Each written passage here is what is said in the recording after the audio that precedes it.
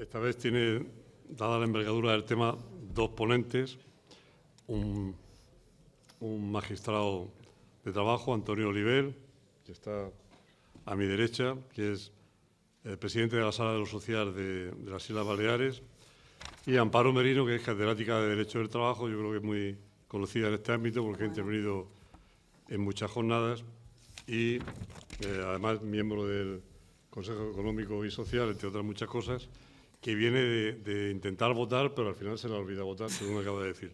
O sea que te podías haber ahorrado esa reunión y haberte quedado aquí.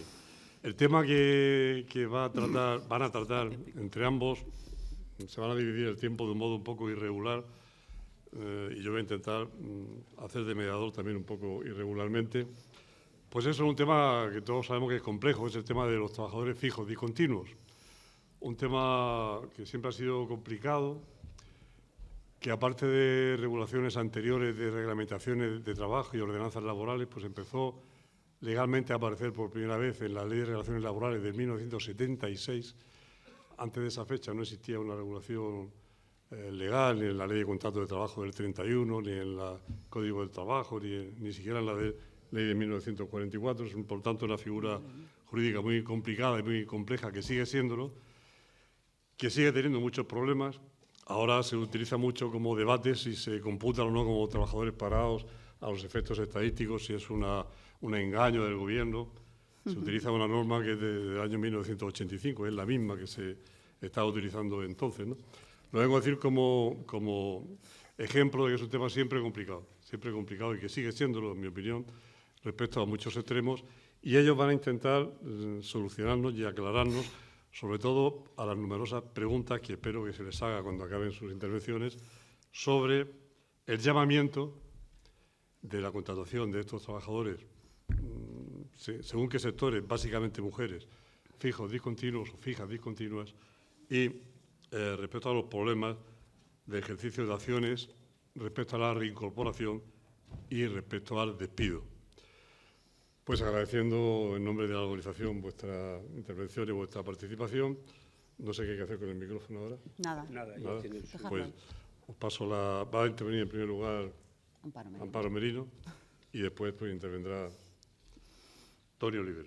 Muy bien, pues muy buenas tardes. Un placer estar hoy con todas vosotras, con todos vosotros. Vengo atropellada porque efectivamente me he ido al CES a votar el dictamen de la Ley de Trata y se me ha olvidado votar, con lo cual pues vuelvo aquí y ahora para hablar del contrato fijo discontinuo. Muchísimas gracias a Comisiones Obreras, especialmente a Francisco Gualda, por invitarme a participar en esta mesa de intervención que tan gustosamente comparto con mi gran amigo y compañero desde hace, lo voy a decir, 33 años que nos conocemos, Jesús Rentero, y también con el presidente de la Sala de lo Social del TSJ de Baleares, ¿no? con Antonio Oliver, que con seguridad va a completar mi intervención y va a incorporar elementos muy interesantes, porque ya me han dicho a mí por ahí que eres un experto en varios temas y entre ellos en el tema de los fijos discontinuos.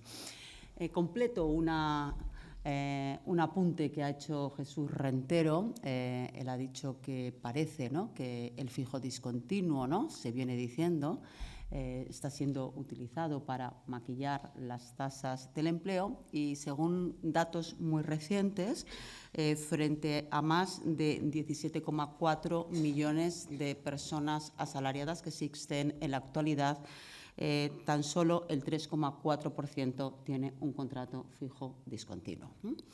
Es verdad que el nombre de mi intervención, que tratamos conjuntamente Antoni y yo, es el llamamiento, pero a mí me gustaría, con carácter previo, hacer referencia a algunas cuestiones, porque sabéis que la reforma laboral de 2021, el Decreto Ley 32/21, ha dado una nueva redacción al artículo 16, ha abordado una reforma sustancial del fijo discontinuo que está dando paso a distintas líneas interpretativas que a mí me parece conveniente cuando menos significar. Entonces, antes de entrar en el llamamiento, sí que me gustaría poner de manifiesto algunos problemas interpretativos que está planteando esta figura contractual. Sabéis que la nueva redacción pone fin a la distinción entre fijos periódicos y fijos discontinuos, refiriéndose ahora a trabajos estacionales y de temporada y a actividades de prestación intermitente con periodos de ejecución ciertos, ya sean determinados o indeterminados, con posibilidad asimismo de que las empresas de trabajo temporal puedan concertar fijos discontinuos y también posibilidad de que se puedan celebrar contratos fijos discontinuos en el marco de contratas previsibles que forman parte de la actividad ordinaria de la empresa. Reforma laboral de 2021 que deroga, a su vez, el artículo 12.3 del Estatuto de los Trabajadores, lo que ya está planteando algunas dudas interpretativas en torno a si ha desaparecido o no la posibilidad de celebrar contratos a tiempo parcial para actividades de prestación intermitente con periodos de ejecución ciertos. Y aquí ya nos vamos a encontrar con tres soluciones doctrinales diferentes. En primer lugar, la que considera que la derogación del artículo 12.3 del Estatuto de los Trabajadores impide en estas circunstancias celebrar contratos a tiempo parcial. Segunda posición, que interpreta que no existe ningún impedimento para que si las partes así lo deciden, celebren un contrato fijo discontinuo o un contrato a tiempo parcial, posibilidad esta última admisible en la medida en que el artículo 12 del Estatuto de los Trabajadores permite la celebración de contratos a tiempo parcial en cómputo anual y simultáneamente en cómputo diario, semanal o mensual. Y tercera posición doctrinal, la que interpreta que en cualquier caso hay que dar preferencia al contrato fijo discontinuo como regla especial frente al contrato a tiempo parcial como regla general. Claro, aquí el problema que se nos plantea es quién determina la intermitencia o discontinuidad de las actividades a realizar y, sobre todo, quién determina los periodos de ejecución ciertos o inciertos, porque si estamos ante periodos de ejecución ciertos, tendremos que acudir al contrato fijo discontinuo, si estamos ante periodos de ejecución inciertos, al contrato a tiempo parcial. Esta posición entiende que debería ser la empresa, pero en ningún caso puede actuar con absoluta discrecionalidad, sino que tiene que existir una razón objetiva u objetivable, lo que en la práctica va a ser muy difícil de determinar. Otra cuestión sobre la que también existen líneas interpretativas diferentes es la que hace referencia a la posibilidad o no de concertar un contrato fijo discontinuo a tiempo parcial cuando esta posibilidad no ha sido prevista en la negociación colectiva sectorial. Posiciones fundamentalmente dos, los que dicen rotundamente no, es necesario para celebrar un fijo discontinuo que esté prevista en la negociación colectiva sectorial, posición contraria sí, amparándose en la directiva comunitaria relativa al acuerdo marco sobre el trabajo a tiempo parcial, cuya cláusula 5, relativa a posibilidades de trabajo a tiempo parcial, hace referencia a la eliminación de obstáculos para este tipo de contratación. ¿Qué ha hecho en este sentido la negociación colectiva? Yo he tomado una muestra no muy significativa de convenios colectivos, pero sí he analizado en torno a unos 60 o 70 convenios colectivos, en este caso sectoriales, y nos encontramos con que la mayoría de los convenios colectivos que regulan el contrato fijo discontinuo no hacen ninguna referencia a su parcialidad, a su posible parcialidad. Es verdad que tampoco ningún convenio colectivo sectorial tampoco tiene por qué hacerlo, prohíbe expresamente la posibilidad de celebrar contratos a tiempo parcial en el caso de los fijos discontinuos. Es verdad que el artículo 16.5 dice que estos convenios colectivos, los convenios colectivos sectoriales, podrán acordar cuando las peculiaridades de la actividad del sector así lo justifique la celebración a tiempo parcial de los contratos fijos discontinuos, lo que parece que la negociación colectiva sectorial debería aportar algún tipo de justificación a la hora de admitir la parcialidad de determinados contratos fijos discontinuos. En este sentido, yo no he encontrado ningún convenio colectivo sectorial, seguro que lo hay, porque como digo que la muestra que he manejado es bastante limitada, pero no he encontrado ningún convenio colectivo que ofrezca justificación al respecto, posible de los que admiten la contratación fija discontinua a tiempo parcial, que sí que los hay, posiblemente porque la actividad en sí misma que aborda el convenio colectivo pues ya pueda admitir la parcialidad. Otros convenios colectivos sectoriales, quizás los menos, sí que permiten fijos discontinuos a tiempo parcial, pero solo para determinadas actividades, para las actividades que menciona el propio convenio colectivo sectorial. Algunas cuestiones en referencia a la posibilidad, no obligación, que tienen las empresas de trabajo temporal de concertar contratos fijos discontinuos para dar cobertura a contratos de puesta a disposición vinculados a necesidades temporales de varias empresas usuarias. Esta posibilidad, insisto, nunca obligación, que recoge tanto el artículo 16 como el artículo 10.3 incorporado por la disposición final primera del Decreto Ley 32/21, desde mi punto de vista no implica en ningún caso la posibilidad de concertar por parte de las empresas de trabajo temporal contratos a llamada. Creo que en estos casos es de aplicación el artículo 16.2 del Estatuto de los Trabajadores, que establece los elementos que debe incorporar el contrato de trabajo, también el contrato fijo discontinuo celebrado por empresas de trabajo temporal, entre los que se recoge la duración del periodo de actividad y además, desde mi punto de vista, una posibilidad, cualquier posibilidad de concertar un contrato a llamada en estas circunstancias contradiría la Directiva 1152 de 2019 relativa a condiciones de trabajo transparentes. Una directiva que todavía no ha sido objeto de transposición en nuestro ordenamiento interno, pero que aproximadamente hace 2 o 3 meses en el Consejo Económico y Social dictaminamos el anteproyecto de ley de transposición. Algunas... No, me dejo más cosas. Por otra parte, es importante señalar, en relación con el convenio, con el contrato fijo discontinuo celebrado por empresas de trabajo temporal, que este contrato fijo discontinuo no cabe para cubrir necesidades de fijo discontinuo de las empresas usuarias, sino para cubrir necesidades estrictamente temporales en los términos establecidos en el artículo 15 del Estatuto de los Trabajadores, que sabéis se refiere al contrato por circunstancias de la producción previsibles o imprevisibles y al contrato de sustitución. En cualquier caso, entiendo que debe concurrir en cada momento de actividad la causa temporal justificativa, porque en caso contrario nos podríamos encontrar ante una situación de cesión ilegal de mano de obra en los términos establecidos en el artículo 43 del Estatuto de los Trabajadores.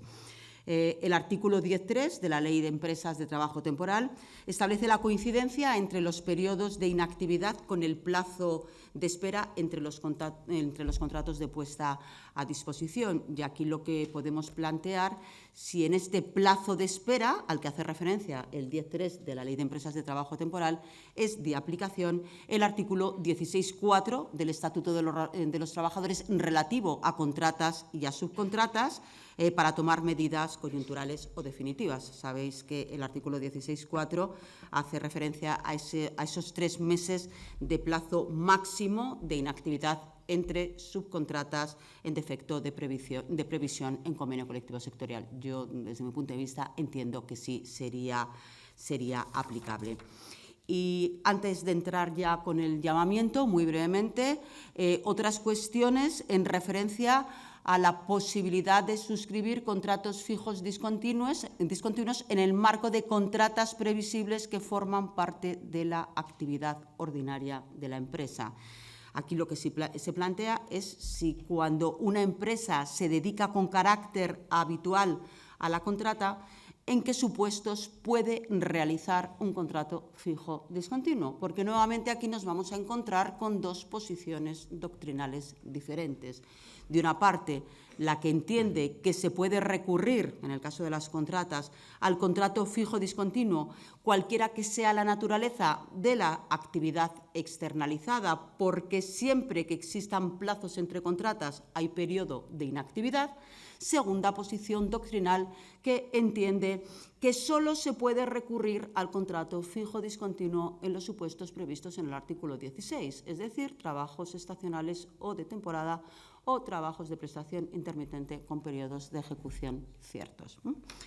No es posible que una empresa contratista pueda dejar en situación de inactividad a un trabajador con contrato fijo discontinuo por su sola decisión. Es decir, que el trabajador permanezca en actividad no debe quedar a la libre decisión de la empresa. ¿Por qué? Porque existe una obligación empresarial de recolocación una vez que haya una nueva contrata o subcontrata.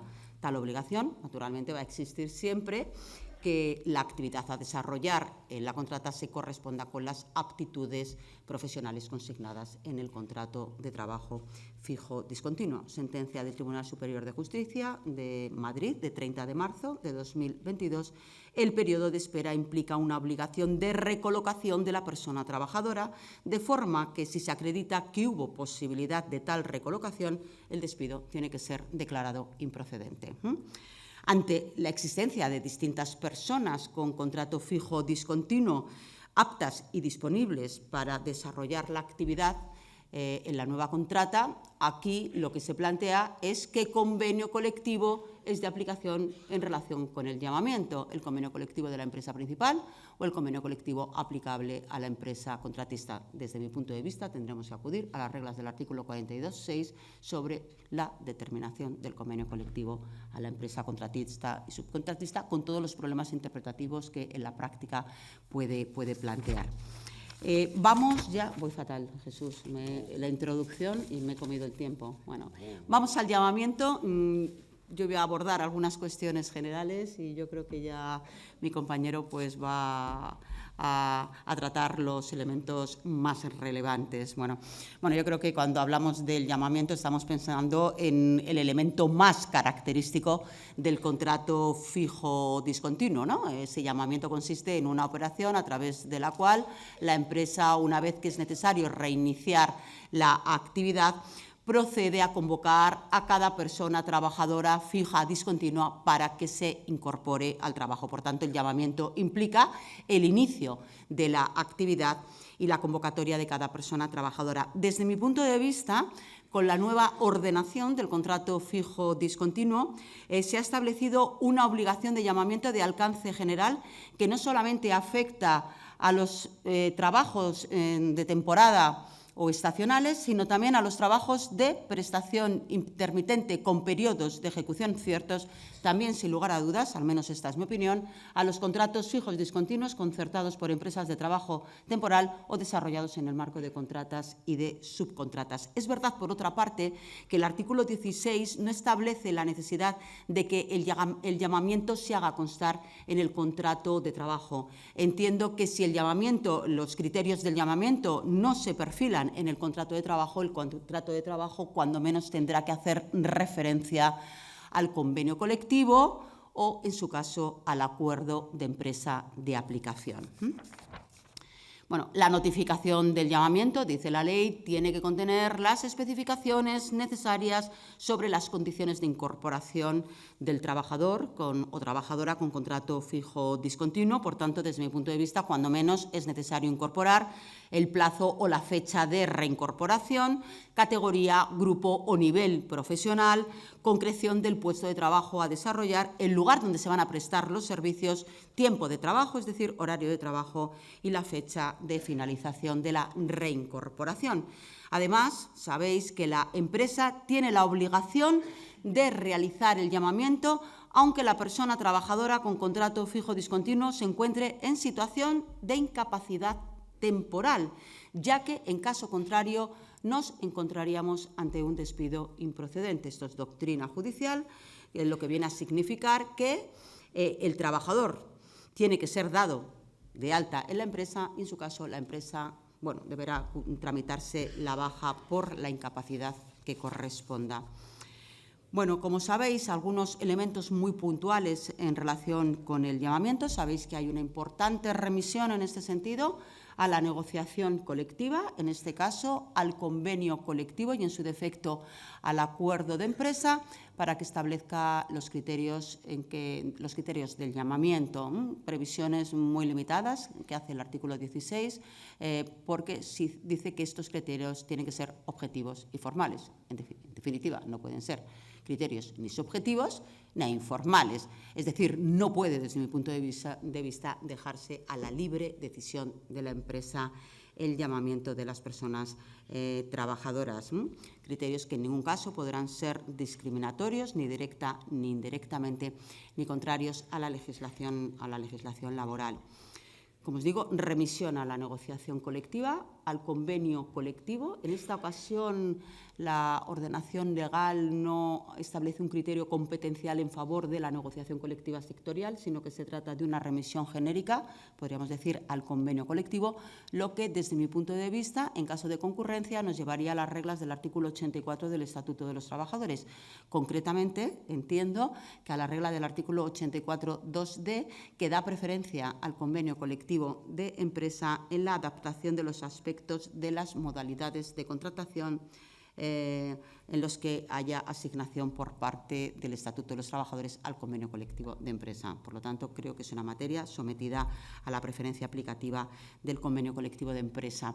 Es verdad, por otra parte, que el legislador, al hacer referencia al acuerdo de empresa, podría haber mencionado, como hace en otros pasajes del Estatuto de los Trabajadores, al acuerdo entre la empresa y la representación de las personas trabajadoras. En este caso, menciona el acuerdo de empresa. Yo me he encontrado con algunas posiciones doctrinales, dicen, bueno, pues entonces sería incluso el acuerdo de la comisión paritaria. Cuidado, cuando no podemos confundir comisiones paritarias cuando no coinciden con comisiones de negociación. Aquí hay una extensísima doctrina judicial al respecto. Entiendo que el acuerdo que menciona el artículo 16 es el acuerdo entre la empresa y la representación unitaria y sindical de los trabajadores. En ningún caso son admisibles, al menos desde mi punto de vista, comisiones ad hoc, ni tampoco la contratación individual en masa. Por lo tanto, creo que tenemos que hablar, en cualquier caso, de negociación colectiva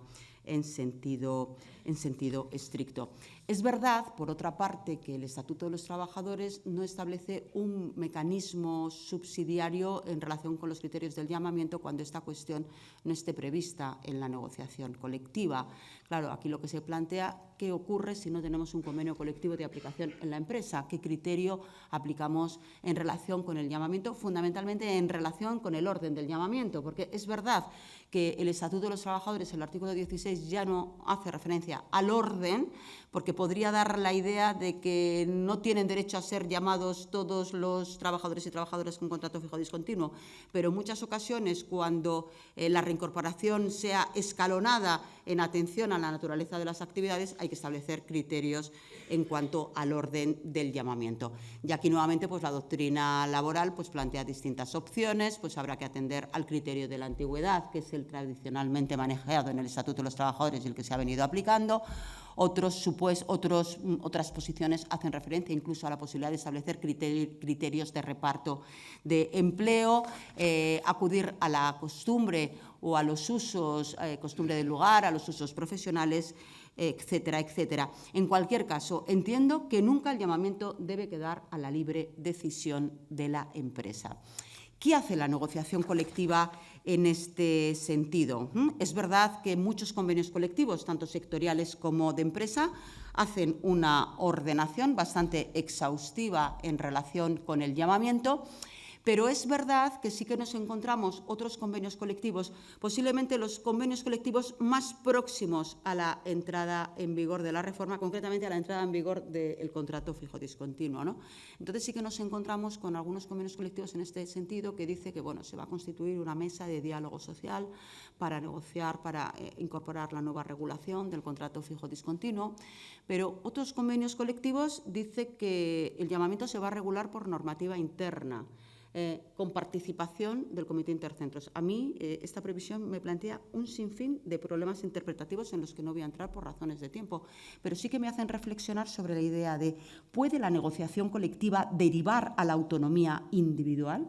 El llamamiento, desde mi punto de vista, no, porque hay algunos convenios colectivos que dejan la decisión a la propia empresa. Yo creo que cuando el Estatuto de los Trabajadores hace referencia a los criterios objetivos que se regulen colectivamente, dificulta, cuando menos, ¿no?, la posibilidad de que el propio convenio colectivo remita a la autonomía de la voluntad. ¿De acuerdo?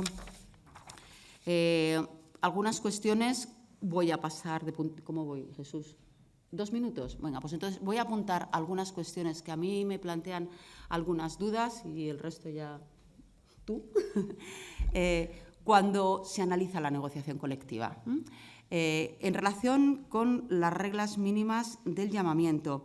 El llamamiento requiere que se cumplan una serie de exigencias formales que puedan permitir probar, desde mi punto de vista, que el empresario o la empresaria ha cumplido con su obligación de llamamiento y que la persona trabajadora, a su vez, conoce esta situación, es decir, se le ha notificado debidamente. De hecho, el artículo 16.3 dice que el llamamiento ha de realizarse por escrito o por otro medio que permita dejar constancia de la debida notificación a la persona trabajadora. Estamos ante un acto recepticio, que tiene que acreditar que el llamamiento ha llegado a la persona trabajadora con contrato fijo discontinuo. No sé si conocéis la sentencia de la Audiencia Nacional de 5 de diciembre del año pasado, donde se plantea la validez o no del llamamiento a través de mensajes telefónicos y a través del WhatsApp, ¿no? Era un convenio colectivo de una empresa multiservicios donde establecía esta posibilidad. Aquí la sentencia considera que, habida cuenta de la irrupción de las tecnologías en los centros de trabajo, pues que es un mecanismo válido. Pues habrá que ver en qué circunstancias, es decir, bueno, pues posiblemente no exista ningún impedimento para que el llamamiento se produzca por WhatsApp. Ahora, muy brevemente, en un minuto os digo cómo lo está regulando esto la negociación colectiva, pero tiene que haber constancia de que ha sido recibida por la persona trabajadora. Cuidado, desde mi punto de vista no serían admisibles los grupos de WhatsApp, porque creo que el llamamiento tiene que ser un llamamiento individualizado. Pero el criterio, el WhatsApp, me plantea muchísimos problemas, porque hay gente que tiene la aplicación donde ha eliminado las aspitas azules. Por lo tanto, ¿cómo sé yo que el llamamiento ha llegado a la persona, ¿no? Es decir, que debe quedar constancia de alguna forma de que se ha realizado el llamamiento, porque debe ser, desde mi punto de vista, la empresa la que tiene que probar que efectivamente ha llegado a la persona trabajadora. Bueno, no os podéis imaginar la variedad de fórmulas que establece la negociación colectiva en ese sentido. Muy, muy brevemente, se tienen que arbitrar 2 medios de comunicación de acuerdo con el empresario. La mayoría de los convenios colectivos permiten WhatsApp, Telegram, correo electrónico, etcétera, etcétera. Pero hay una regulación muy extensa, pero sí que me parece importante señalar en este sentido que la gran mayoría de los convenios colectivos que hacen referencia a los criterios del llamamiento, al medio a través del cual se realiza el llamamiento, por supuesto hay algunos que dicen mediante correo certificado, etcétera, etcétera, ¿no? Pero sí que se suele hacer referencia a la necesidad de que quede constancia de que se ha producido. Es verdad que algunos convenios colectivos dicen, bueno, pero es responsabilidad de la persona trabajadora garantizar que los medios que proporciona son viables, porque si no, toda la responsabilidad va a recaer sobre ella, bla, bla, bla, bla, bla, bla. Ya termino con 2 cuestiones, porque y luego no sé si se quedarán algunas cosas sobre el tintero, pero para eso tenemos el debate, ¿no? En relación con el preaviso, aquí nos encontramos nuevamente con un problema, y es que dice el artículo 16, que el llamamiento se haga con una antelación adecuada. ¿Y qué entendemos por una antelación adecuada? Es verdad que en este sentido hay algunas posiciones que vienen entendiendo. Bueno, puesto que en el caso de distribución irregular de la jornada, el artículo 34 hace referencia a un preaviso de 5 días, pues quizás sería una buena solución. Nuevamente, la sentencia de la Audiencia Nacional a la que he hecho referencia se pronuncia sobre el preaviso. Era la situación, además del WhatsApp, era la posibilidad de un preaviso de 48 horas y además se decía que excepcionalmente el preaviso se puede realizar con una antelación inferior para aquellos casos en los que existiera servicios sorpresivos, estableciendo en algunos casos llamamientos entre 1 y 3 horas. O sea, flipante, ¿no? ¿Qué dice la Audiencia Nacional? Pues que el llamamiento de 48 horas no contradice la Directiva 1152 sobre condiciones de trabajo transparentes, que también hace referencia a las condiciones de trabajo previsibles. Dice que no la contradice, que no está prohibido en la legislación nacional y que, por tanto, un preaviso de 48 horas es válido. Lo que no admite son los preavisos sorpresivos, ¿no? Porque además dice que en estos casos pues, este tipo de actividades no deben ser cubiertas con contratos fijos discontinuos. Yo, desde mi punto de vista, un preaviso de 48 horas es absolutamente insuficiente. Yo creo que hay que diferenciar, y también lo hace la negociación colectiva. Cuidado, que os voy a decir, y ya sí que voy a terminar, y luego ya, si queréis, en el debate planteamos cosas. El llamamiento se efectuará con la máxima antelación posible. 48 horas laborales, estoy hablando de distintos convenios. 48 horas laborales y, en otros supuestos, 72 horas de antelación, otros 72 horas, otros 5 días naturales, otros 7 días naturales, otros 8 días hábiles, 15 días, mínimo de 2 meses, ¿no? Pero la mayoría de los convenios, la tónica es un preaviso muy corto y, además, la gran mayoría de ellos permiten los preavisos sorpresivos, lo que dice que, claro, en el caso de un preaviso sorpresivo, pues que no será sancionado el trabajador si se reincorpora tarde al trabajo, es decir, que no será considerado ni desistimiento ni abandono. Insisto, yo creo que un preaviso de 48 horas, que equivale a 2 días, no es suficiente, y es verdad, por otra parte, que la negociación colectiva sí que presta en determinadas ocasiones atención a dónde está ubicado el centro de trabajo, si el trabajador o la trabajadora se tiene que desplazar de provincia, se tiene que desplazar de isla, en cuyo caso el preaviso es superior, etcétera, etcétera, ¿no? Pero, desde mi punto de vista, es una cuestión que puede plantear ciertos niveles de conflictividad. Y ya termino, y ya sí que le dejo a Antoni que hable de un sinfín de cosas que quedan todavía en el tintero. El tema del orden del llamamiento, ¿no? Porque, como os he dicho anteriormente, pues en ocasiones el llamamiento será simultáneo para todas las personas trabajadoras, pero podemos encontrarnos con situaciones de un llamamiento escalonado. Y entonces esta cuestión también está prevista en la negociación colectiva, prácticamente todos los convenios colectivos que regulan el contrato fijo o discontinuo hacen referencia a la orden al orden de llamamiento, y el criterio que se maneja con carácter prevalente vuelve a ser el criterio de la antigüedad, que se combina con el de la categoría profesional.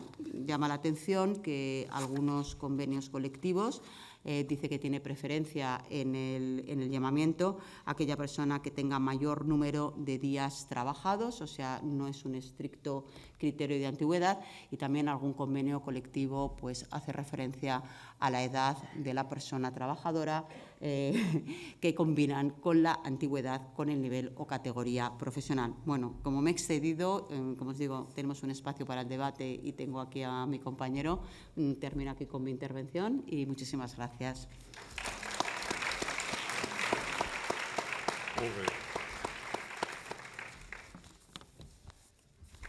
Bien, buenas tardes. Bueno, primero, muchas gracias a Comisiones Obreras y a Juezas y Jueces para la Democracia, una asociación a la que he pertenecido muchos años y, bueno, mantengo cariño por ella, ¿no? Y luego, además, poder estar en este auditorio, nada más y nada menos que con el nombre de Marcelino Camacho, ¿verdad? Esto es pues, para mí un placer, ¿no? Luego, además, tengo a Jesús Rentero como presentador, que es un muy buen amigo mío también desde hace mucho tiempo. Y, bueno, yo es que... claro, me dijisteis que íbamos a hablar del llamamiento, ¿no? Entonces dije, esta vez voy a conseguir cumplir con el tiempo, ¿no? Porque cuando he hablado de fijos discontinuos y ha llegado la hora o la hora y cuarto y me han parado, pues casi no habíamos acabado, ¿no? Entonces he dicho, bueno, esta vez lo vamos a centrar y a lo mejor sí que conseguiré hablar de una cosa concreta. Yo no me había preparado todo, no tengo libro, pero para los que queráis consultar lo que yo pienso sobre esto y lo que conseguí escribir después de la reforma, y os tengo que reconocer que cambiando mucho de posiciones, porque iba pensando que era una cosa y luego otra, y luego un compañero me decía, oye, yo creo que es así, yo creo que era así. Y escribí lo que escribí, que bueno, la mayoría de las cosas me reafirmo. Lo que yo voy a decir aquí es mi opinión, y además mis opiniones no son de estas con rúbrica y duelo, si procede o no, si es menester, en absoluto. Además es una materia tan novedosa, cambio con una cierta facilidad ante argumentos convincentes y desde luego lo que no es son las posiciones de la Sala de Baleares, porque allí uno llega siempre creyendo que sus posiciones van a ser la sentencia final y bueno, muchas veces las cosas no son así, nos entretenemos mucho, deliberamos mucho, discutimos mucho y ya siempre lo hicimos, pero ahora como tenemos a Joan, el entretenimiento ha mejorado, ¿no? Ahora nos divertimos más, ¿no? Entonces, pues tampoco es la posición de la sala. Entonces yo escribí esto, si lo queréis consultar, el problema es que está en catalán, porque lo escribí para la revista jurídica de les Illes Balears, es gratuita, se puede consultar en internet y es el número 22.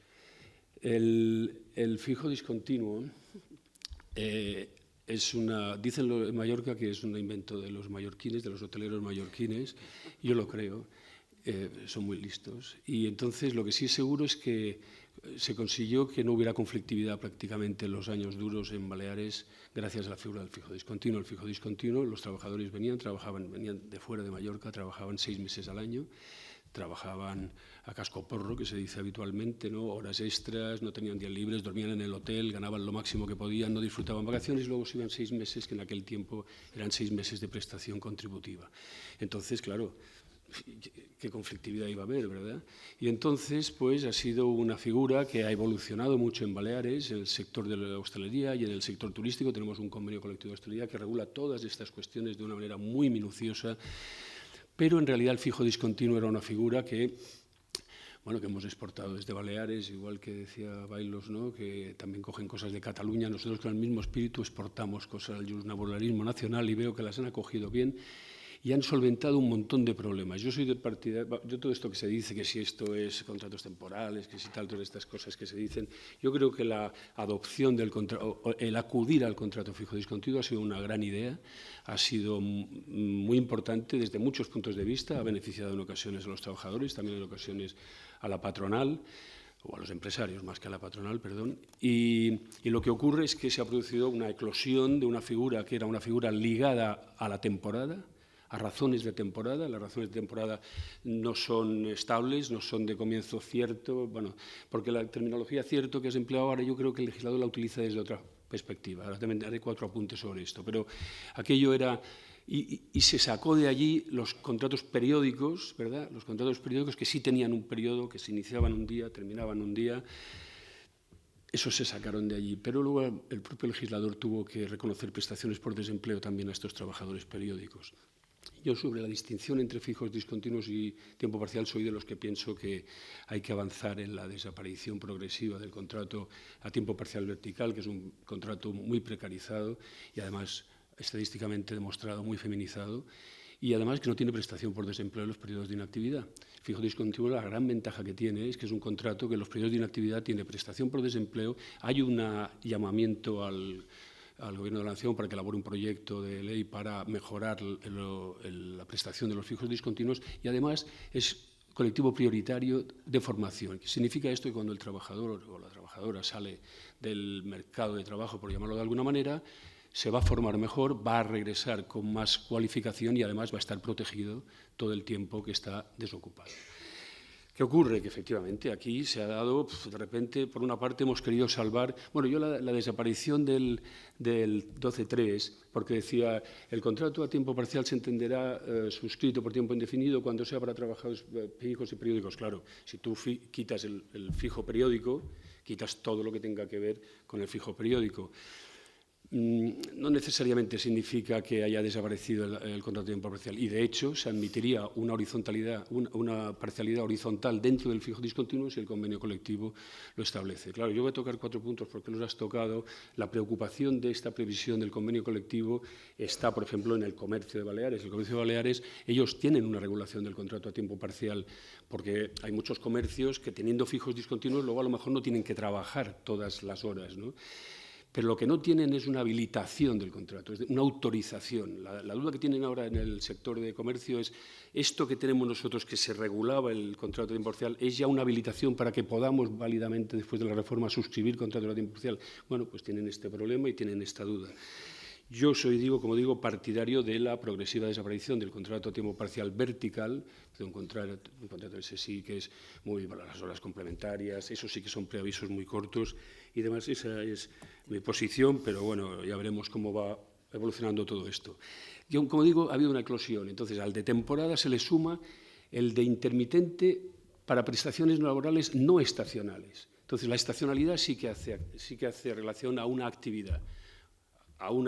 El verano, cualquier situación estacional, las rebajas, cualquier cosa. En cambio, la intermitencia no estacional ya no. Y lo que habla la ley es de la prestación intermitente de servicios, no de la actividad intermitente. Entonces, yo sí que soy de los que pienso que se ha dotado de una gran flexibilidad a la posibilidad de que las partes puedan pactar esa intermitencia, pero claro, eso no es un contrato de llamada. Es decir, cuando habla de cierto, a mí la virtualidad de que hable de cierto es que lo cierto es lo que va a existir necesariamente. Lo que va a existir necesariamente. No se puede decir, no, como el contrato de llamada, yo tenía un hijo que estuvo trabajando en una hamburguesería en Londres y no sabía nunca, siempre decía, yo no sé si me van a llamar, y luego me dicen, teníamos un grupo de WhatsApp, ¿verdad? Y decían, no, si queréis hacer horas ahora en la hamburguesería de no sé dónde, vais y completáis. Y, no, esto no es el contrato fijo discontinuo. El contrato fijo discontinuo es una actividad cierta y además es una actividad perfectamente identificada, porque sí lo dice que tiene que identificarse los elementos esenciales del contrato, la jornada, la duración. Bueno, yo ahora no lo tengo todo tan fresco como en otras ocasiones porque no venía preparado para hablar del contrato fijo discontinuo en general. Y luego sí que habla de periodos determinados o indeterminados porque efectivamente a veces estarán perfectamente determinados, serán fijo discontinuo muchísimas cosas. La persona que trabaja en una discoteca de jueves a domingo ahora será un trabajador fijo discontinuo. Todo el contrato, ha desaparecido el contrato para obra o servicio determinado, ha desaparecido. Ahora es fijo discontinuo y la gran ventaja es que no es un contrato temporal, es que hay que llamarlo. Y hay que llamarlo y hay que hacer un calendario de llamamientos. Hay que prever la actividad tiene que estar prevista en el contrato. Tiene que haber un calendario de llamamientos, tiene que haber un censo de trabajadores fijos discontinuos. Dice que podrá, creo recordar, que podrá haber un censo. Pero no estamos hablando aquí de... Tiene que estar bastante regulado. Lo que pasa es que esto es ahora... No sabemos en qué escenario nos movemos. Luego, claro, tenemos el de las contratas. De las contratas, aquí sí, ¿a quién le salvaron con las contratas? Claro, a las contratas le salvaron que de repente el Tribunal Supremo, después de no sé cuántos años de decir que se podía suscribir válidamente un contrato para obra y servicio determinado ligado a una contrata, de repente se descolgó.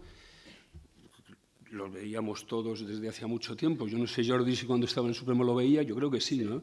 Y bueno, y se acabó la magia de que una cosa que no podía ser objeto de contrato temporal en mi empresa, si la externalizaba, el otro sí que podía hacer un contrato para obra. Pura magia. Entonces, esta magia terminó, el Supremo acabó con ella. ¿Y esto qué significaba? Que todos los contratos para obra ligados a contratas que estaban en el país, como lo que interpretaba la norma era la norma en su origen, automáticamente pasaron a ser contratos en fraude de ley. Entonces, el contrato fijo discontinuo salvó esta situación. Esto genera, luego, el contrato para obra, el contrato de contratas genera sus propios problemas, establece periodos, como tú has dicho, de inactividad que yo creo que pueden incrementarse por vía de negociación colectiva, es lo que yo pienso, pero por lo menos 3 meses si no hay una previsión. Pero hay otra cosa que también es muy curiosa en este contrato, que dice siempre que no haya una nueva contratación sin solución de continuidad. Y no es el único sitio donde prevé la posibilidad de que 2 contratos fijos discontinuos se sucedan sin solución de continuidad. Cuando habla de la indemnización, que los convenios colectivos podrán pactar una indemnización, a lo mejor trayendo la idea de la indemnización de los contratos temporales, la finalización, bueno, podrán pactarlo. Dice, siempre que no se sucedan sin solución de continuidad con el contrato fijo. Entonces la pregunta es, ¿qué pasará cuando se van sucediendo con periodos de actividad uno tras otro? Hasta ahora la jurisprudencia lo que ha dicho ha sido que si se van concatenando temporadas, una vale, pero ya Si no, se desnaturaliza el contrato y estamos ante un contrato fijo de actividad permanente. Parece desde todo punto lógico. Bueno, alguna cosa más que se ha tocado, la introducción de las contratas. Muy rápido. Bueno, luego tenemos otro problema que es el de la contratación temporal. ¿Qué ámbito le queda? Si es que le queda algún ámbito. Bueno, hay tantas cosas, ¿verdad?, que podríamos tocar y que yo en principio no venía preparado para tratarlas, pero que estoy dispuesto a tratarlas porque la mayoría de ellas sí que les he dado muchas vueltas y creo que las tengo bastante dentro de la cabeza, lo cual no quiere decir que lo que yo piense vaya a ser ni lo que finalmente digan el Tribunal Supremo, que finalmente es el que decide estas cosas, y lo que vaya. ¿Cómo se está desenvolviendo esto? Yo no lo sé. Ahora hay paz, más o menos. Ahora todo el mundo está suscribiendo contratos fijos discontinuos. Me han dicho que hay una anomalía, que es que están suscribiendo contratos y que están extinguiendo durante los periodos de prueba. No sé si eso es cierto o no es cierto. Bueno, esto podrá durar lo que durará, porque, bueno, esto, la inspección o quien sea, bueno, cuando empiezan a haber extinciones, rescisiones o desistimientos durante el periodo de prueba, pues dirá, ¿esto qué es?, ¿no?, ¿verdad? Entonces, se están produciendo y en muchos ámbitos diferentes, porque el contrato fijo discontinuo tiene una proyección ahora mismo impresionante, ¿no?, y desde mi punto de vista muy interesante. Pero en cambio y ahora ya paso a lo que veníamos a hablar hoy, del llamamiento, toda la regulación del llamamiento es unívoca. Al final, las reglas sobre llamamiento se van a aplicar a todas las modalidades. Es verdad que, por ejemplo, en la de contratas está muy limitado, porque efectivamente tú decías, no depende de la libertad del empresario. Bueno, es que en las contratas solo se va a poder cesar al trabajador cuando termina la contrata. Y va a tener que ser contratado nuevamente cuando se inicia una nueva contrata. Y si los trabajadores son contratados sin solución de continuidad, esa empresa necesariamente va a tener que tener una parte de la plantilla como trabajadores fijos de actividad permanente. Entonces ya no depende porque eso va incluso a impedir fraudes. Por ejemplo, en Baleares se hacía que el mes de diciembre y enero era el periodo de interrupción de la actividad, bajo mano se pagaba el dinero, la empresa no cotizaba, tal. Aquí no se van a poder hacer esas cosas en ese tipo de contrato en concreto. Pero bueno, como digo, el llamamiento, todas estas reglas que nos ha explicado Amparo, se van a aplicar. La fuerza de la negociación colectiva o el pacto de empresa es radical, desde luego, porque ahí está el quid de la cuestión. ¿Cómo se producen? Tú has dicho antigüedad, has dicho también como criterios que podían en la negociación. Sí, categoría, nivel, y también hay otro, que es, por ejemplo, en hostelería, el departamento a veces. El departamento a veces, porque es verdad que en hostelería también se producen a veces los llamamientos de manera escalonada, pero aquí, tened en cuenta que aquí la causística va a ser impresionante. A veces, realmente, los periodos de actividad van a poder quedar perfectamente determinados y esto pues va a agilizar mucho el tema del llamamiento. Vayamos al llamamiento, que si no, yo sí que me voy a pasar de hora, porque con esto podríamos estar aquí 2 días. Veamos, entonces, y vamos a ver, yo voy a ver la parte del incumplimiento del llamamiento, o de los incumplimientos en materia de llamamiento. Entonces, estos incumplimientos, bueno, pueden tener se van a poder producir, como se venían produciendo, muchos tipos de incumplimientos con sus correspondientes acciones. Seguirá habiendo intentar acudir a la vía del contrato temporal, cuando en realidad es un fijo discontinuo. Ahora nos lo ha facilitado bastante el legislador, porque si veis el hilo, la nota fundamental del contrato temporal actualmente es la ocasionalidad. En las 2 modalidades de contrato temporal es la ocasionalidad. Por tanto, si es ocasional, esto ya nos va a limitar mucho en los problemas que teníamos antes entre la distinción del eventual y el fijo discontinuo. Habrá también contratos sobre la antelación adecuada. No lo había tocado. La antelación adecuada para mí es la antelación racional. Es decir, yo creo que tan pronto como se tiene conocimiento de cuándo se va a producir la actividad productiva, que ya tiene que haber quedado determinada en cierta manera dentro del contrato de trabajo. Entonces, cuando ya se va a tener tiempo, cuando se inicia propiamente, que además ya va a haber el calendario ese que se tiene que entregar a la representación legal de los trabajadores, bueno, pues entonces ese es el momento en que hay que hacerlo. Hay que hacerlo, eso es la buena fe. Es decir, postergar el llamamiento, llamar en un momento posterior, pudiendo haber llamado antes, eso ya nos va a colocar en un escenario que a la hora de valorar las conductas de las partes lo vamos a tener que considerar. Bien, más cosas, pues Habrá pues el trabajador que no se puede incorporar, a lo mejor, por cuestiones de conciliación, a lo mejor, y el propio artículo 16 protege dice que no podrá sufrir ninguna discriminación los trabajadores por razones de discriminación o por otras razones establecidas en el convenio colectivo. Pero los incumplimientos fundamentales serían por no llamamiento, por llamamiento tardío o por cese anticipado. Estos son los incumplimientos básicos en materia de llamamiento. Y aquí se ha producido una modificación importante en la reforma, que antes estábamos más encorsetados, ¿no? Entonces, antes se decía que el trabajador, en caso de incumplimiento de la obligación de llamamiento, podrá reclamar en procedimiento de despido. Ya nos decía la acción, procedimiento de despido, iniciándose el plazo de caducidad desde que tenga conocimiento. Esto nos abocó a los tribunales a entender que la acción adecuada siempre era la de despido. El Tribunal Supremo, yo aquí cito una sentencia y más, de 19 de enero de 2016, que entendió que la acción de despido era la adecuada, incluso en los supuestos de llamamiento tardío, en los que además, si luego se producía el llamamiento tardío, el trabajador no tenía por qué aceptar la reincorporación, porque, como sabéis, en el despido no cabe retractación si el trabajador no está protegido por una acción inmediata ejecutiva. Entonces, el Supremo dijo, la acción es la de despido y además el trabajador no tiene por qué aceptar el llamamiento tardío. También tenemos otra en la que había habido un no llamamiento masivo de trabajadores por causas ETOP y el Supremo entendió que esto era un despido nulo porque se habían superado los umbrales y porque, no os lo he dicho también, pero evidentemente solo la norma, si os fijáis, solo para las contratas, para la modalidad de fijo discontinuo ligada a las contratas, dice que la concurrencia de causas de TOP no será causa que impida el llamamiento, sino que habrá que acudir a los mecanismos que ofrece el ordenamiento jurídico para hacer frente a estas situaciones. Esto, que no estaba tan claro y que nos ha generado muchísimos problemas durante la pandemia en Baleares, también lo había resuelto el Tribunal Supremo. Es decir, el fijo discontinuo es fijo y tiene una actividad. Y si esa actividad se ve reducida, y es por causas económicas, técnicas, organizativas de producción, hay que acudir a las fórmulas que el ordenamiento jurídico establece para hacer frente a estas situaciones. Pues entonces, todo esto siempre a la acción de despido.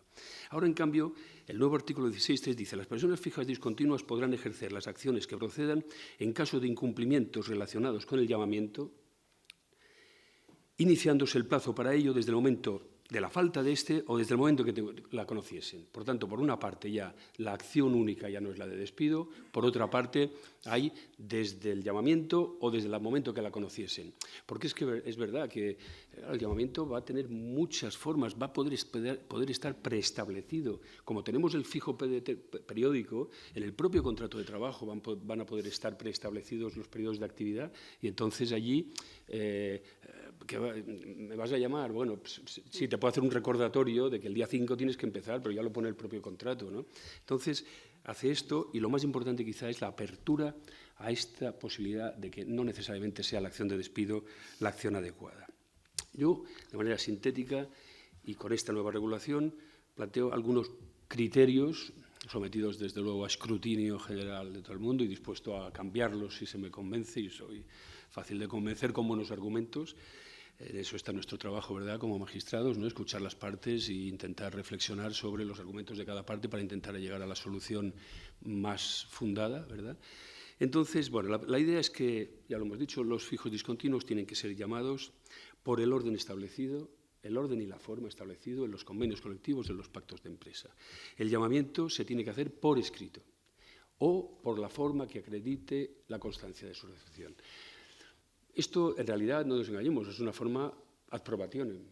Esto, al final, será muy causístico y genera muchos problemas, porque a veces no se localiza al trabajador, no se sabe dónde está, y además genera una problemática de que después el trabajador o la trabajadora aparece y explica por qué no, o a veces no explica nada. Entonces, esto va a generar una causística, pero es evidente que tiene que haber un llamamiento por escrito que acredite o de una forma que acredite la recepción. El WhatsApp, yo también comparto contigo que el WhatsApp en grupo no sería una forma, yo creo, muy ortodoxa, ¿no?, de proceder al llamamiento, pero quizá el WhatsApp, si acreditase la recepción, o otras formas pues sí que podrían ser, ¿no? Entonces, si no hay llamamiento por escrito, o si no hay llamamiento, yo creo que deberemos seguir aplicando la doctrina jurisprudencial que hay en la materia y la acción será la de despido, creo. Incluso esto seguirá siendo así en llamamientos tardíos, es decir, cuando se me tenía que haber llamado hoy, se me llama dentro de un mes o se me llama con todos los peligros que ahora os diré. Creo que tiene que seguir siendo la de despido, aunque, claro, como es tan amplia, y esto realmente no lo tenía cuando lo escribí y tal, de hecho lo he pensado hoy cuando estaba antes de venir comiendo un pincho de tortilla en la cervecería alemana, y he dicho, joder, es verdad, digo, es que si tú tienes un trabajo de los antiguos fijos periódicos, no te llaman en un periodo, pero te vuelven a llamar y tienes que ejercitar la acción de despido, la empresa podrá optar por la extinción con efectos de la fecha del despido, cuando en realidad tú lo único que quieres es que te paguen los días que no trabajaste en ese momento. Por tanto, he vuelto a darle vueltas a esto y le tendremos que seguir dando vueltas porque los riesgos de que la acción sea siempre la de despido nos la hemos encontrado en los ERTEs en Baleares. Sabéis que cuando hubo la pandemia, en Baleares la Consellería hizo una circular, cosa que está muy bien, pero la autoridad laboral debería hacer estas cosas habitualmente para dar seguridad a la gente, y dijo a que todo el mundo que tenían que incorporarse los fijos discontinuos en los ERTEs. Hubo empresas que no lo hicieron y hay una variedad de situaciones diversas. Los trabajadores se veían en la necesidad de tener que ejercer la acción de despido, pero claro, luego la empresa, ante la necesidad de pagar salarios de trámite, casi estabas obligando a la empresa a optar por la extinción. Entonces, esto nos ha generado problemas, hemos intentado modularlo, condenando con matices a la inclusión retroactiva en el ERTE y, al final, pagando daños y perjuicios, o abonando daños y perjuicios. La diferencia, la pérdida de prestaciones que se han consumido, la diferencia entre las prestaciones que has tenido o no has tenido. Bueno, no sé cómo fructificará esto, pero solo es para llamaros la atención de que esta obligación de tener que ir siempre a la acción de despido es un tanto peligrosa. Desde luego, si queda patente la voluntad empresarial de no extinguir la relación laboral, aquí sí que ya yo creo que está claro que la acción no es la de despido. Si el empresario te dice, mira, yo no te voy a llamar ahora, pero te llamaré más adelante, o mira, es que resulta que, o el orden. Entonces, si esta situación queda claramente establecida, pues tenemos que ejercitar la acción de daños y perjuicios para el alta en la Seguridad Social y para el abono de los salarios dejados de percibir durante ese periodo. En cambio, si es un llamamiento tardío, entonces, no, si yo he ejercitado la acción y me llaman, pues entonces lo que se produce en realidad, yo creo que en puridad lo que se produce es una satisfacción extraprocesal parcial de la acción, que queda reducida solamente a los salarios transcurridos desde que me tuvieron que haber llamado hasta el día que se hace efectivo el llamamiento. Entonces, continuamos el procedimiento y ya, bueno, hay otros procedimientos en los que también, por ejemplo, cuando los contratos temporales terminaban, que se perdía la aleatoriedad y todo quedaba en tal.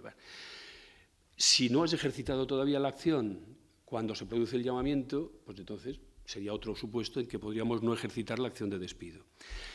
En todos los casos en los que la acción de despido es la acción adecuada, el plazo de caducidad comienza a correr desde que se tenía que producir el llamamiento o desde que el trabajador tiene conocimiento de ello. Pero, claro, al fin y al cabo, una falta de llamamiento, ¿qué es? Es un despido tácito, ¿no? Entonces, el despido tácito no puede acabar jugando. El despido tácito precisamente es para dar seguridad al trabajador, no para que se acabe convirtiendo en una ventaja para el incumplidor, ¿no? Entonces, hay, por ejemplo, convenios colectivos que establecen una fecha aproximada del llamamiento. Por ejemplo, el de Hostelería de Baleares dice, transcurridos 30 días desde la fecha habitual del llamamiento, el trabajador podrá reclamar por despido. Bueno, pues nosotros de la sala, desde hace ya mucho tiempo, hemos dicho, bueno, esto aquí no puede comenzar a correr el plazo de caducidad. Se necesita un acto concluyente, claro, que no ofrezca dudas sobre la voluntad empresarial de extinguir. Si no, estaríamos otorgando un favor al incumplidor en un supuesto además de despido tácito, ¿no? Una mención especial merece el de los trabajadores en situación de incapacidad temporal. Yo creo que con esto voy a terminar e intento ir lo más rápido posible. Bueno, quedan 4 cosillas, pero bueno, esto, Bueno, antes de abordar esta cuestión, mi consejo, mientras se clarifica todo, es que se ejerciten las dos acciones.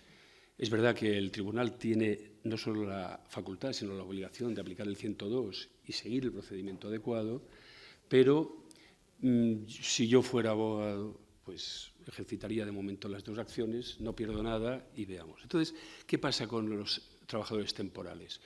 Pues con los trabajadores que están en situación de IT. Los trabajadores que están en situación de IT, nosotros, en Baleares, y Málaga también lo había hecho, entendíamos una doble situación, que era, por una parte, si no le incorpora, si el trabajador ejercita su acción de despido, entendíamos, entonces hay que condenar ¿a qué? A que le den de alta y a que le paguen el pago delegado, en su caso, la mejora voluntaria o lo que haya. Pero, por contra, si el trabajador no ejercita su acción, no corre el plazo de caducidad de 20 días, porque está de baja en IT y también es razonable que no vaya a la empresa. Nosotros esta tesis la hemos aplicado, y sobre todo la hemos aplicado porque es que la realidad es tan rica.